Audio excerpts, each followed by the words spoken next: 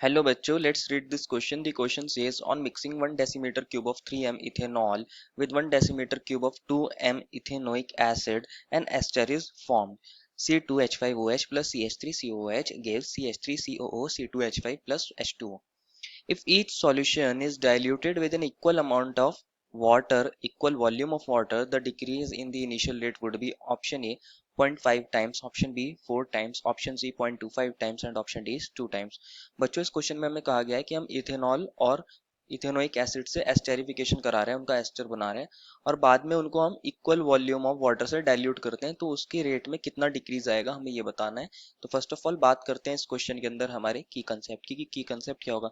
बच्चों जो ये रिएक्शन हो रही है हमारी इथेनॉल और इथेनोइक एसिड के बीच में, ये कौन सी रिएक्शन है, ये एक एस्टेरिफिकेशन रिएक्शन है। और इस एस्टेरिफिकेशन रिएक्शन की खास बात क्या है कि इसके अंदर हम रेट ना डायरेक्टली इसको देख के लिख सकते हैं, क्योंकि ये एक एलिमेंट्री रिएक्शन होती है, एलिमेंट्री रिएक्शन। तो हम डायरेक्टली रेट इसको देख के लिख सकते हैं, बता सकते हैं। तो रेट क्या हो जाएगा हमारे पास, इसको भी देखते हैं। दोबारा से इस रिएक्शन को लिख लेते हैं। रिएक्शन क्या है बच्चों, हमारे पास इथेनॉल है, दिया है हमें C2H5OH, यही तो दिया है इथेनॉल। इसकी रिएक्शन करा रहे हैं हम इथेनोइक एसिड के साथ, वो क्या होता है CH3 C double bond OOH। और ये क्या बना रहे हैं, एस्टर बना रहे हैं, जिसको मैं ऐसे लिख सकता हूँ CH3COO C2H5 और H2O। मैंने बताया ये एक एस्टेरिफिकेशन है। और अगर मैं रेट लिखना चाहूंगा तो रेट कैसे लिख सकता हूँ, रेट इज इक्वल्स टू के, दैट इज कोई रेट कांस्टेंट है के, और ये कंसंट्रेशन किसकी आ जाएगी यहाँ पे C2H5OH की, और साथ में किसकी आ जाएगी यहाँ CH3COOH। दोनों की पावर कितना होंगी, 1 1 होंगी, मतलब दोनों के रिस्पेक्ट में ऑर्डर 1 1 है, क्योंकि ये एक एलिमेंट्री रिएक्शन है। इसको मैं रेट लिखा है और इसको मैं R1 मान लेता हूँ, R1 इज इक्वल्स टू, तो R1 किसके इक्वल हो सकता है बच्चों, हम लिख सकते हैं R1 को K की जगह के number of moles of ethanol मैं अपनी तरफ से कंसिडर कर रहा हूँ N1 अभी के लिए, और V ले ली मैंने वॉल्यूम ऑफ सॉल्यूशन। इसी तरह मैं इथेनोइक एसिड के मोल्स को भी ले सकता हूँ, कितने हो सकते हैं N2, और उसकी वॉल्यूम भी है V। यही तो हमारे पास कंसंट्रेशन निकालने का फॉर्मूला होता है, number of moles upon volume of solution in litre, ऐसे ही निकालते हैं हम।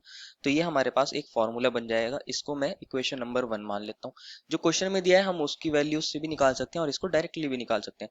अब क्वेश्चन ने कहा है हम क्या कर रहे हैं, डाइल्यूट कर रहे हैं अपने सॉल्यूशन को, दोनों के अंदर हम वाटर ऐड कर रहे हैं, इक्वल वॉल्यूम ऐड कर रहे हैं वाटर की। मान लीजिए पहले दोनों के अंदर हमने वीवी वॉल्यूम थी सॉल्यूशन की, अगर हम दोबारा से वॉल्यूम ऐड करेंगे वाटर की तो टोटल सॉल्यूशन की वॉल्यूम कितनी हो जाएगी 2V, क्योंकि इक्वल वॉल्यूम ऐड कर रहे हैं। तो नया रेट क्या हो जाएगा, मैं इसको R2 लिख देता हूँ और K, और ये हमारे पास ये C2H5OH की नई कंसंट्रेशन होगी कोई, OH की नई कंसंट्रेशन, और similarly CH3 C double bond OH की एक नई कंसंट्रेशन होगी।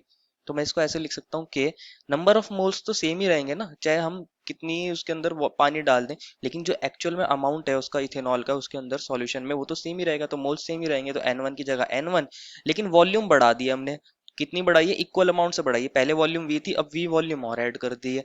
इसी तरह N2 को भी लिख सकता हूँ N2 into V plus V, ऐसे लिख सकता हूँ मैं इनको, यस ऐसे लिख सकता हूँ। इसको हम दोबारा सॉल्व करके देखते हैं।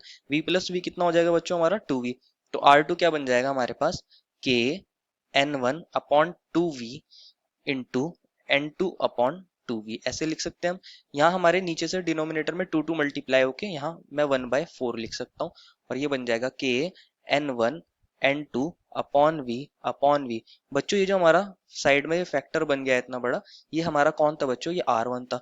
तो उसको मैं लिख सकता हूँ 1/4 R1, और R2 आ गया 1/4 R1 के इक्वल।